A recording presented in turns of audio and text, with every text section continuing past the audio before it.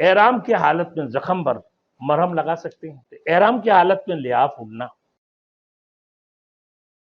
Thanks for watching. Don't forget to like, comment, share and subscribe to Maulana Habibullah Rouhani Official. احرام کی حالت میں زخم پر مرہم لگا سکتے ہیں.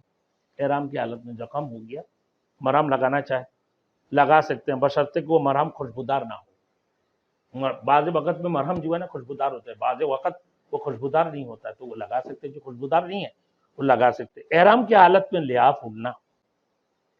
بہت سردی ہے، سردی بہت زیادہ ہے. اب وہ لحاف اڑ لیا اور سر کو بھی ڈانپ لیا، اپنا چہرہ کو بھی ڈانپ لیا. تو اس وقت میں کیا ہے، ہم لحاف اڑ سکتے ہیں یا نہیں؟ احرام کی حالت میں سر اور چہرہ کو ڈانپنا جائز نہیں ہے، چاہے سردی شدید ہو. البتہ اگر یہ اندیشہ ہو کہ سردی کی وجہ سے اگر سر نہیں ڈانپا تو بیمار ہو جائے گا نا، یا بیمار بڑھ جائے گی، تو اس عذر کی وجہ سے اگر سر یا چہرہ پوری رات یا پوری دن ڈانپا تو گنجائش ہو تو دم دے دے، ورنہ 6 مسکینوں کو 2.25 سیر گندم ایک کو صدقہ دے دے، ہر ایک کو دے دے. 6 مسکینوں کو 2.25 سیر گندم یا اس کا رقم دے دے، صدقہ دے دے. اس کی بھی ہمت نہ ہو تو 3 روزے رکھے. اور اگر سر یا چہرہ عذر سے تھوڑی دیر ڈانپا تو صرف 2.25 سیر گیہوں کسی مسکین کو دے دی، یہ 1 روزہ رکھے.